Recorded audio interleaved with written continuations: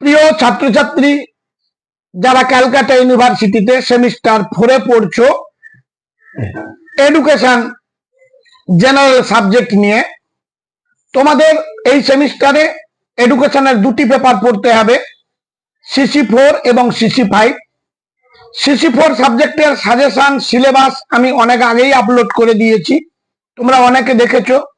কেউ কেউ কমেন্ট করেছিলে CC5 এর সাজেশন দেওয়ার জন্য। আজকে এই ভিডিওতে আমি CC5 এর সাজেশন আলোচনা করব।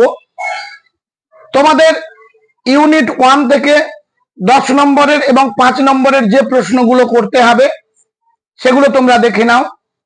তোমাদের 75 নম্বরের পরীক্ষা হবে, তার মধ্যে ইউনিট 1 থেকে 10 এবং 5-এর খুব দেখো কম সংখ্যক প্রশ্ন। এত কম সংখ্যক প্রশ্ন তোমরা চ্যানেলের উপর আস্থা রেখে রেডি করতে পারো, অবশ্যই কমন পেয়ে যাবে। আর যারা আমার চ্যানেলে নতুন তারা চ্যানেলটি সাবস্ক্রাইব করে পাশের বেল আইকনটি ক্লিক করে রেখো, নতুন কোনো ভিডিও তোমারই উপযোগী আপলোড করলে সবার আগে নোটিফিকেশন পেয়ে যাবে।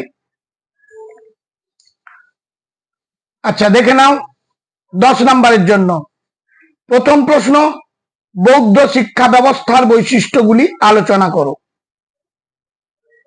2 নম্বর প্রশ্ন, ব্রাহ্মণ্য শিক্ষা ব্যবস্থার বৈশিষ্ট্যগুলি আলোচনা করো। 3 নম্বর, ব্রাহ্মণ্য ও বৌদ্ধ শিক্ষা ব্যবস্থার তুলনামূলক আলোচনা করো।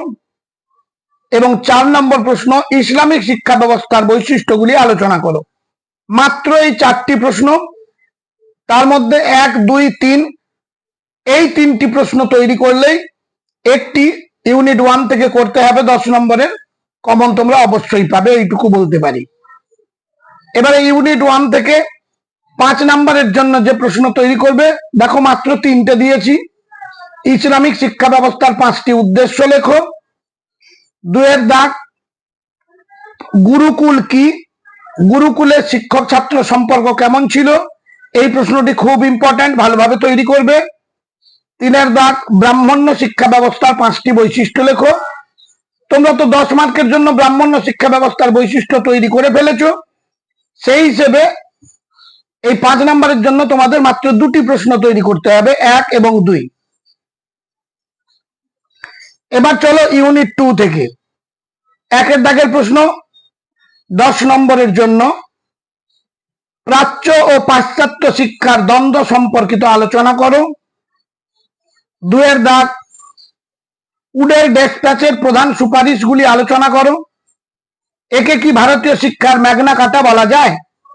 2-এর দাগের প্রশ্নটি মোস্ট ইম্পর্টেন্ট প্রশ্ন, ভালোভাবে তৈরি করবে।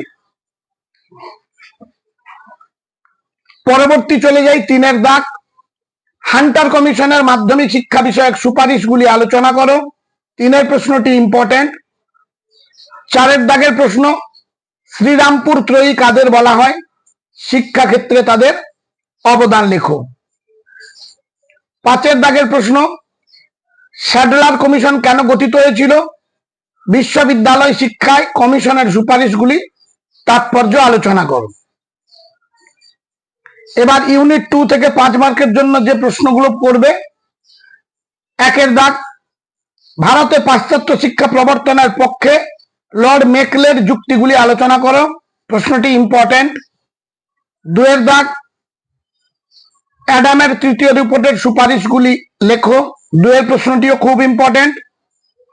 3-এর দাগ, মাধ্যমিক শিক্ষা সম্পর্কে কার্জনের সুপারিশগুলি লেখো।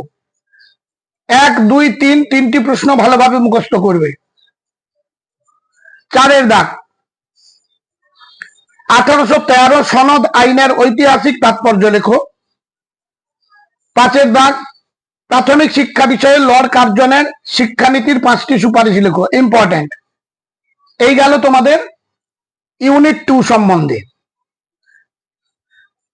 এবার চলে আসবো ইউনিট 3।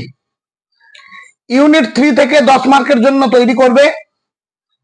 1-এর দাগ, মুদালিয়র কমিশন প্রস্তাবিত শিক্ষার 7টি প্রবাহ সম্পর্কে লেখো, মোস্ট ইম্পর্টেন্ট একটি প্রশ্ন, ভালোভাবে তৈরি করবে।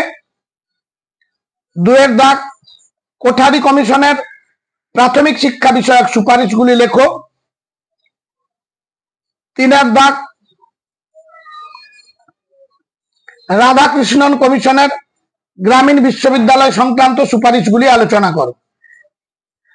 4 দাগ সাম্যের জন্য শিক্ষা বিষয়ে জাতীয় শিক্ষানীতি 1986 এর সুপারিশগুলি আলোচনা করো।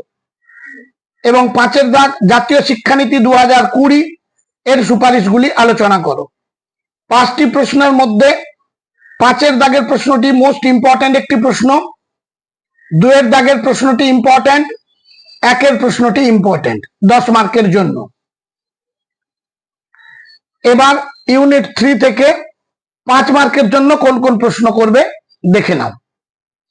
1 দাগ বুনিয়াদী শিক্ষার 5টি বৈশিষ্ট্য লেখো।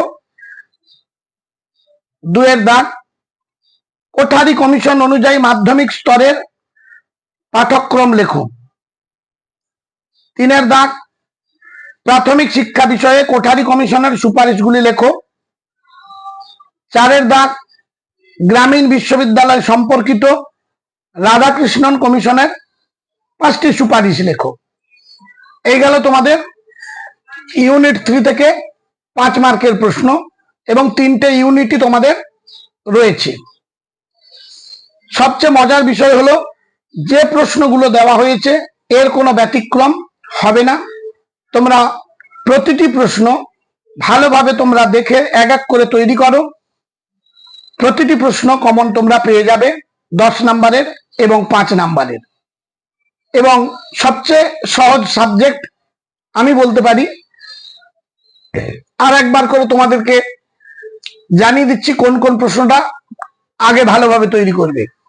লাস্ট থেকে বলে দিচ্ছি, ইউনিট 3 থেকে 5 মার্কের জন্য তোমরা 1 দাগের প্রশ্নটি তৈরি করবে, অর্থাৎ বুনিয়াদী শিক্ষার 5টি বৈশিষ্ট্য, এবং 3 প্রশ্নটি ভালোভাবে তৈরি করবে, প্রাথমিক শিক্ষা বিষয়ে কোঠারি কমিশনের সুপারিশ। এই ইউনিট 3 থেকে 10 মার্কের জন্য তোমরা 1 দাগ, 4 দাগ এবং 5 দাগের প্রশ্নটি তৈরি করবে, একটি প্রশ্ন কমন পেয়ে যাবে। ইউনিট 2 থেকে 5 মার্কের জন্য তোমরা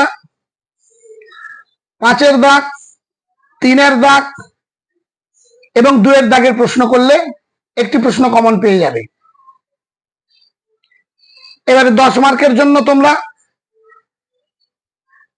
3 দাগের প্রশ্ন, 2 দাগের প্রশ্ন এবং উডের ডেসপ্যাচের প্রধান সুপারিশগুলি আলোচনা করো, এই প্রশ্নটি তৈরি করবে, কমন পেয়ে যাবে। 5 মার্কের জন্য এখানে 1 এবং 2 পড়লেই হবে। 10 মার্কের জন্য ইউনিট 1 থেকে 1, 2, 3 এই 3টি প্রশ্ন করলে অতি অবশ্যই তোমরা কমন পেয়ে যাবে।